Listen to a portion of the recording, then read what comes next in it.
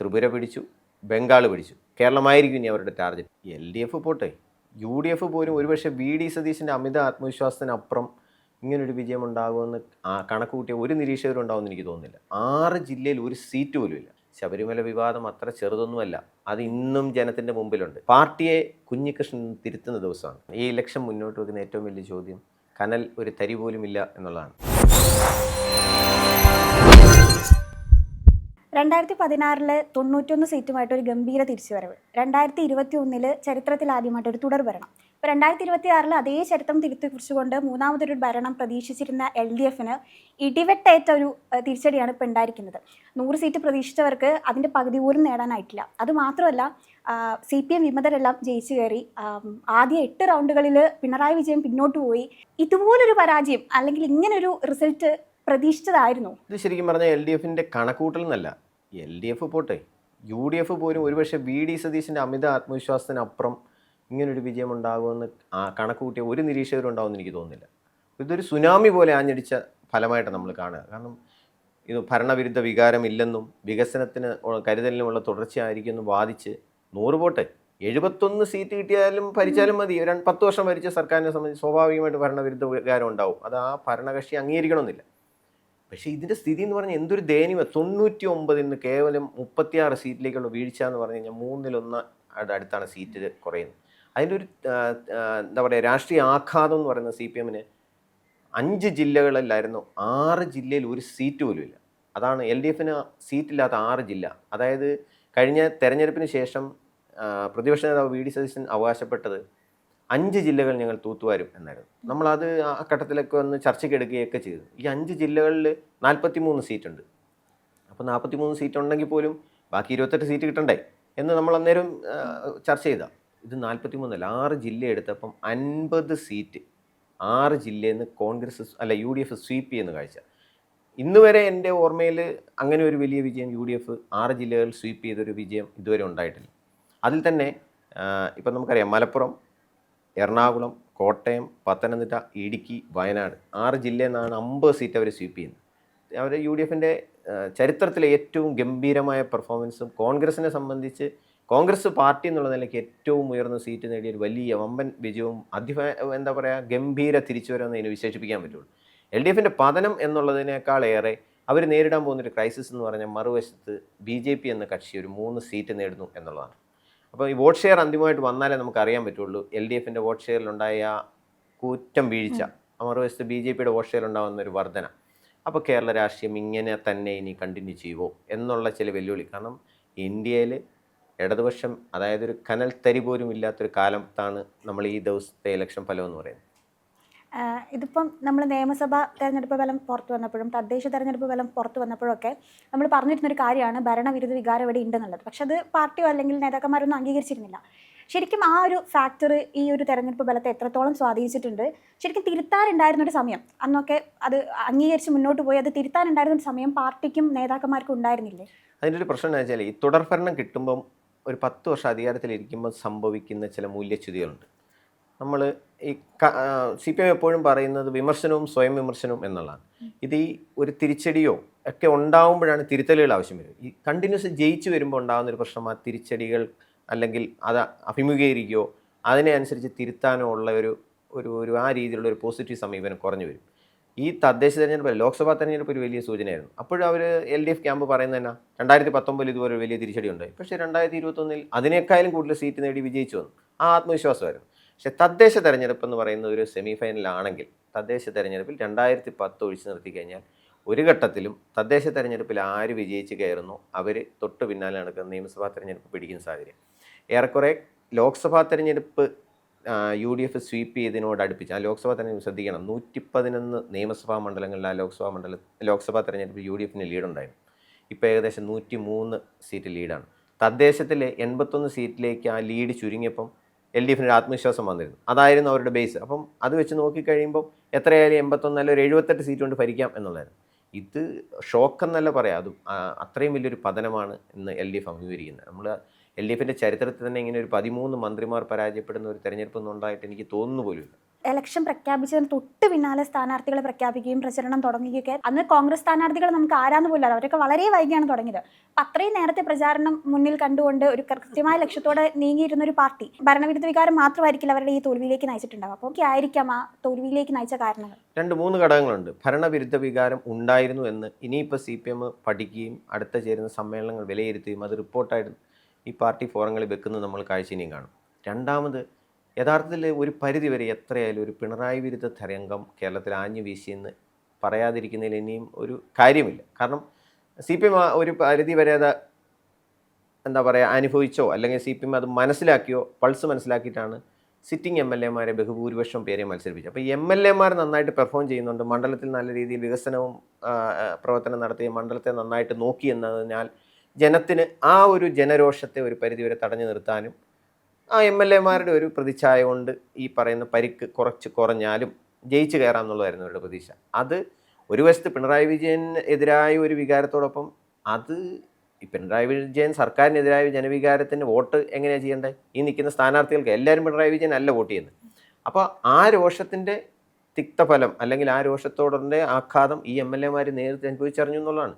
67 സ്വതന്ത്രരടക്കം 67 MLA-മാർ ജയിച്ചു വന്ന CPM-ൽ നിന്ന് ഇന്ന് കഷ്ടിച്ച് 26-27 MLA-മാർ ജയിക്കുന്നൊരു സാഹചര്യം. അത് ഒന്ന് ഭരണവിരുദ്ധ വികാരം, അതുപോലെ തന്നെ പിണറായിക്കെതിരായിട്ടുള്ള ഒരു ജനരോഷം, പിന്നെ CPM ആഗ്രഹിച്ചിരുന്നതെന്ന് വെച്ചാൽ അവസാന കാലത്ത് പ്രഖ്യാപിച്ച ചില ജനക്ഷേമ പദ്ധതികൾ, നമുക്ക് ഈ സ്ത്രീകൾക്ക് 1000 രൂപ നൽകുന്ന പദ്ധതി, സ്കോളർഷിപ്പ്, ഇടക്കാലത്ത് ലോക്സഭാ തെരഞ്ഞെടുപ്പിൽ LDF-നുണ്ടായ തിരിച്ചടിക്ക് കാരണവുമായിട്ട് അവർ വിലയിരുത്തിയത് ഈ ക്ഷേമ പെൻഷനുകൾ മുടങ്ങിയതും സർക്കാർ ജീവനക്കാർക്കുള്ള ക്ഷാമബത്ത വൈകിയതും അടക്കമുള്ള പല കാരണങ്ങൾ കൊണ്ട് ജനം എതിരായി എന്നുള്ളതാണ്. അത് കറക്റ്റ് ചെയ്ത് ആ കുടിശ്ശികയൊക്കെ കൊടുത്തു തീർത്ത് പുതിയ ചില സ്കീമുകൾ പ്രഖ്യാപിച്ച് ആ രീതിയിൽ ജയിച്ചു കയറാമെന്നുള്ളൊരു വിശ്വാസം ഈ ലാസ്റ്റ് സ്റ്റേജിലേക്ക് അതുകൊണ്ട് വെക്കുമ്പോൾ ജനം അത് എത്ര കണ്ട് വിശ്വസിക്കണം. പിന്നെ നമ്മൾ ആരും കാണാത്തൊരു കാര്യം, എത്രയൊക്കെ തെക്കൻ കേരളത്തിലേക്ക് റിസൾട്ട് നോക്കിയാലേ അറിയാം, ശബരിമല വിവാദം അത്ര ചെറുതൊന്നുമല്ല.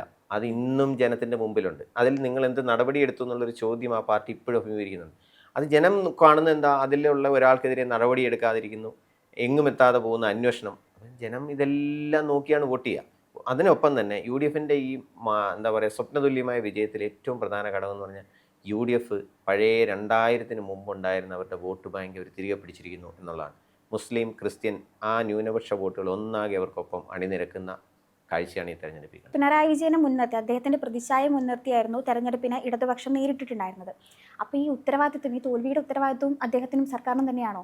തീർച്ചയായിട്ടും. ഇതിൻ്റെ പ്രതി ആരാണ്? പ്രതിസ്ഥാനത്തെന്ന് ചോദിച്ചാൽ പിണറായി വിജയൻ തന്നെ, അതിലൊരു തർക്കമില്ല. അത് ഇനി എങ്ങനെയാണ് പ്രതിസ്ഥാനം എന്ന് നമ്മൾ പറയണ്ട. മുഖ്യമന്ത്രി തോറ്റു അല്ല എന്നുള്ളതല്ല, മുഖ്യമന്ത്രിയുടെ ജനവിധി എന്തായിരുന്നു നമ്മൾ കണ്ടതാണ്. വോട്ടെണ്ണലിൻ്റെ ആദ്യഘട്ടം മുതൽ ഏകദേശം 6-7 റൗണ്ട് വരെ ധർമ്മടം പോലൊരു മണ്ഡലത്തിൽ പിണറായി വിജയൻ പിന്നിൽ നിൽക്കുന്നൊരു കാഴ്ച എന്ന് പറഞ്ഞു കഴിഞ്ഞാൽ അങ്ങനെ ഒരു ജനവിധിയോ എന്താ പറയുക ജനങ്ങളുടെ മാൻഡേറ്റോ ആരും പ്രതീക്ഷിക്കുകയോ കണക്കുകൂട്ടോ ഒന്നും ചെയ്യുന്നതല്ല. ധർമ്മടത്ത് കഴിഞ്ഞ തവണ പിണറായി വിജയൻ ജയിച്ച 50,000 വോട്ടിനാണ്. ആ സ്ഥാനത്താണ് പിണറായി വിജയൻ കേവലം 10,000 ചില്ലാനും വോട്ടിന് ഇത്തവണ അവസാന നിമിഷം ജയിച്ചു കയറുന്നൊരു കാഴ്ച. അതിൽ തന്നെ നോക്കിയാൽ മതി എത്രത്തോളം ജനരോഷം അദ്ദേഹത്തിന് നേർക്ക് പോലും ഉണ്ടായിരുന്നു എന്നുള്ളത്. CPM വിമതരൊക്കെ ജയിച്ചു കയറിയിട്ടുണ്ട്. നമുക്കറിയാം കേരളത്തിലെ CPM-നെ അണികൾ തന്നെ തിരുത്തണം എന്നായിരുന്നു പാർട്ടിയോട് കലഹിച്ച് പാർട്ടി വിട്ടുപോയ കുഞ്ഞികൃഷ്ണനൊക്കെ പറഞ്ഞിട്ടുണ്ടായിരുന്നത്. അത് തന്നെയാണ് ഇപ്പം ഗോവിന്ദൻ്റെയും അതുപോലെ തന്നെ സുധാകരൻ്റെയൊക്കെ വിജയം ഇത് തന്നെയല്ല ആവശ്യപ്പെടുന്നത്. അത് അണികൾ തിരുത്തണം എന്ന് അണികൾ പറഞ്ഞു, അത് പാർട്ടിക്ക് മനസ്സിലാക്കാൻ പറ്റിയില്ല എന്നുള്ളതാണ്.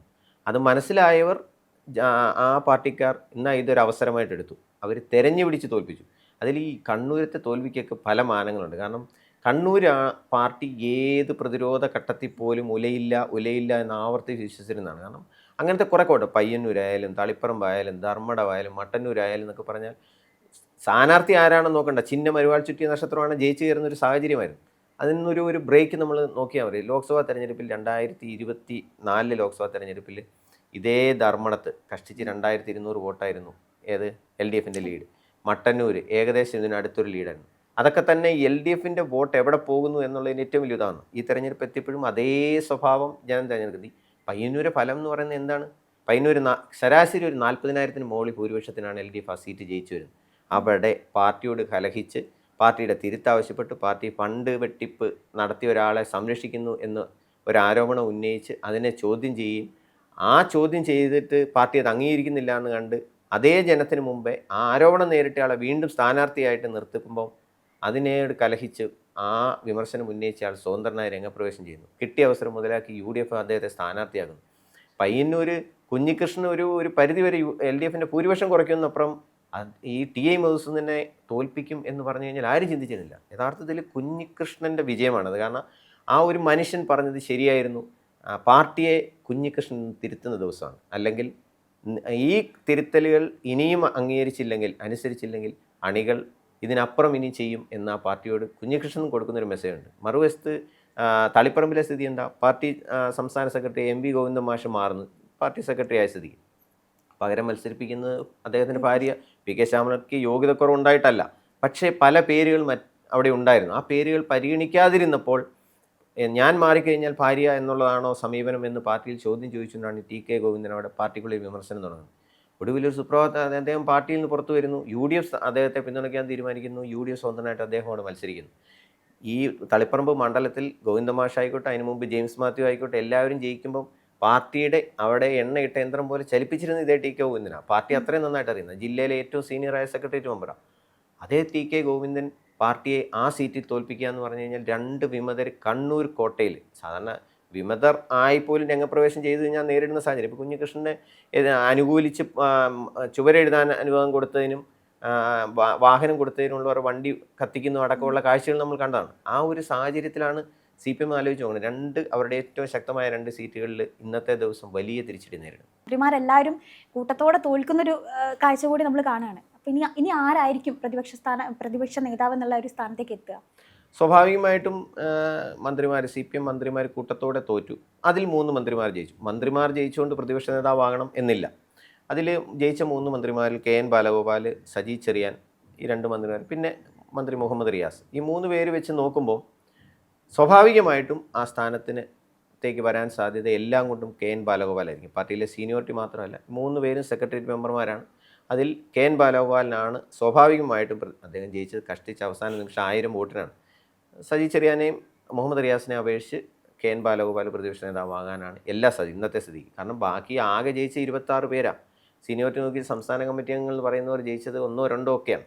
അപ്പോൾ അങ്ങനത്തെ ഒരു സാഹചര്യത്തിൽ KN ബാലഗോപാൽ പ്രതിപക്ഷ നേതാവാകാനാണ് എല്ലാ സാധ്യതയും. കേരളത്തിൽ CPMൻ്റെ ഭരണം നഷ്ടപ്പെടുന്നു പറയുമ്പോൾ ഇന്ത്യയിൽ നിന്ന് തന്നെ CPM ഭരിക്കുന്ന ഒരു സംസ്ഥാനം ഇല്ലാതാവുക എന്ന് കൂടിയാണ് അർത്ഥം. ഇപ്പം 2011 ബംഗാളിൽ നിന്നും അതുപോലെ 2018 ത്രിപുരയിൽ നിന്നൊക്കെ CPMൻ്റെ ഭരണം ഇല്ലാതായതാണ്. ഇനി എന്താവും? കേരളത്തിലും കൂടി ഇല്ലാതെയാവുമ്പോൾ എന്താവും CPM അല്ലെങ്കിൽ ഒരു കമ്മ്യൂണിസ്റ്റ് പാർട്ടിയുടെ ഭാവി എന്തായിരിക്കും ഇനി? അതൊരു വലിയ ചോദ്യചിഹ്നമാണ്. ഈ ഇലക്ഷൻ മുന്നോട്ട് വെക്കുന്ന ഏറ്റവും വലിയ ചോദ്യം കനൽ ഒരു തരി പോലും ഇല്ല എന്നുള്ളതാണ്. ദീർഘകാലം 10-30 വർഷം ബംഗാളും ത്രിപുരയും ഭരിച്ച പാർട്ടി കേരളത്തിൽ ഒന്നിടവിട്ടായിരുന്നു. അതിന് പക്ഷേ ഒരു മാറ്റം വന്നു, ഒരു തുടർഭരണമൊക്കെ കിട്ടി. അങ്ങനെ ഒരു ഗ്രേസിൽ നിൽക്കുന്ന സമയത്താണ് ഈ വലിയ തോൽവി. ചെറിയ തോൽവിയല്ല, തോൽവിക്ക് വലിയ മാനങ്ങളുള്ള തോൽവിയാണ്. അത്രയും ആഘാതമുണ്ടാക്കുന്നൊരു തോൽവി. ഒരു തിരിച്ചുവരവ് സാധ്യമാണോ എന്നുള്ളത് ചോദ്യം വളരെ പ്രസക്തമാണ്. ബംഗാളിലും ത്രിപുരയിലും ഈ അടുത്ത കാലത്തങ്ങ് തിരിഞ്ഞു നോക്കേണ്ടെന്ന് അവിടുത്തെ ജനവിധി 1 അല്ല 2 തവണ പാർട്ടിയോട് പറഞ്ഞു കഴിഞ്ഞു. കേരളത്തിൽ ഇനി ഇടതുപക്ഷത്തെ സംബന്ധിച്ച് അവശേഷിച്ച തുരുത്തായിട്ട് കേരളം ഉണ്ടായിരുന്നെങ്കിൽ ആ തുരുത്ത് നഷ്ടപ്പെട്ടു കഴിഞ്ഞു. ഇനി കേരള രാഷ്ട്രീയത്തിൽ LDFിൻ്റെ തിരിച്ചുവരവ് എന്ന് പറയുന്നത് ഒരു വശത്ത് UDF അവരുടെ ഗ്രൗണ്ട് സേഫ് ആകുന്ന ഒരു സാഹചര്യമുണ്ട്. ഇനിയും ബംഗാൾ ഇന്നത്തെ ദിവസം നമ്മൾ കാണുമ്പോൾ ബംഗാൾ മമതാ ബാനർജിയെ തോൽപ്പിച്ചുകൊണ്ട് BJP പിടിക്കുന്ന ഒരു ദിവസം കൂടാണ്. അതാണ്. അപ്പം ത്രിപുര പിടിച്ചു, ബംഗാൾ പിടിച്ചു. ഇടതുപക്ഷത്തിൻ്റെ 2 കോട്ടകൾ ഇന്ന് ആരാ ഭരിക്കുന്നത് വെച്ച് കഴിഞ്ഞാൽ BJP ആണ്. ഇനി അവർക്ക് മുമ്പ് LDFിൻ്റെ അല്ലെ ഇടതുപക്ഷത്തിൻ്റെ ഒരു കോട്ടയായിരുന്നത് കേരളത്തിലേക്കുള്ള ഒരു കേരളമായിരിക്കും ഇനി അവരുടെ ടാർഗറ്റ്. അത് എത്രത്തോളം കേരളം പോലെ ഒരു സ്റ്റേറ്റിൽ സാധ്യമാകുമോ എന്നുള്ള ചോദ്യമുണ്ടെങ്കിൽ പോലും CPM ആയിരിക്കും അതിൻ്റെ ഏറ്റവും വലിയ വെല്ലുവിളി അഭിമുഖീകരിക്കാൻ പോകും. ഈ പ്രതിപക്ഷത്തേക്ക് LDF വരുന്ന സമയത്ത് നല്ലൊരു ഭരണം കേരളത്തിൽ ഉണ്ടാവാറുണ്ടെന്ന് പലപ്പോഴും പറയാറുണ്ട്. പ്രതിപക്ഷത്ത് CPM ആണെങ്കിൽ അത് കൃത്യമായി കാണാറുണ്ട്. അങ്ങനെ ഒരു കാഴ്ച ഉണ്ടാവുമോ? അതിന് കാരണം എന്ന് വെച്ചാൽ ഇപ്പോൾ 10 വർഷം ഈ ഭരണപക്ഷത്ത് ഇരുന്ന് കഴിഞ്ഞാൽ ഉണ്ടാകുന്ന പ്രശ്നം എന്നാ, ഒരു UDFിനുണ്ടായ ഒരു അസറ്റ് LDFിന് ഇല്ലാതെ പോയെന്ന് വെച്ചാൽ 10 വർഷം തുടർച്ചയായിട്ട് ഭരിക്കുമ്പോൾ ഈ പാർട്ടിയുടെ ചെയ്തികളെ എപ്പോഴും ന്യായീകരിക്കേണ്ടി വരുന്ന ഒരു ഗതികേടെന്ന് പറഞ്ഞാൽ അതിൻ്റെ പോഷക സംഘടനകൾക്ക് വരും. യുവജന സംഘടനകളായാലും എല്ലാം. മറുവശത്ത് പ്രതിപക്ഷത്തിരിക്കുമ്പോൾ ഉള്ളൊരു ഗുണം എന്നാ, അത് ഏറ്റെടുത്ത് പൊതുസമൂഹത്തിൽ നന്നായി പ്രതിഫലിപ്പിക്കാൻ അറിയുന്നവർക്ക് സ്കോർ ചെയ്യാൻ പറ്റും. അത് LDFിനെ സംബന്ധിച്ച് കിട്ടുന്നത്. കാരണം പ്രതിപക്ഷത്തായിരിക്കുമ്പോഴേ ശരിക്കും പറഞ്ഞാൽ അതിൽ അടുത്ത തലമുറയ്ക്ക് വിവിധ വിഷയങ്ങൾ സ്വാഭാവികമായിട്ട് UDF അധികാരത്തിൽ വരുമ്പം അവിടെ അവരുടേതായ ചെയ്തികൾക്ക് ഒരു പഞ്ഞുണ്ടാവില്ല. അത് LDFനെ സംബന്ധിച്ച് അവർക്ക് കറക്റ്റീവ് മെഷറായിട്ട് പ്രവർത്തിച്ച് പ്രതിപക്ഷം എന്ന നിലയ്ക്ക് നല്ല രീതിയിൽ പ്രവർത്തിക്കാൻ കഴിഞ്ഞാൽ തിരിച്ചുവരവിന് നല്ല സാധ്യതയുണ്ട്. അത് അവിടെ ഒരുപക്ഷെ അടുത്ത ജനറേഷൻ ലീഡേഴ്സിനെ കൂടി വാർത്തെടുക്കാൻ ഈ ഒരു 5 വർഷം അവർക്ക് ചിലപ്പം സഹായിച്ചു.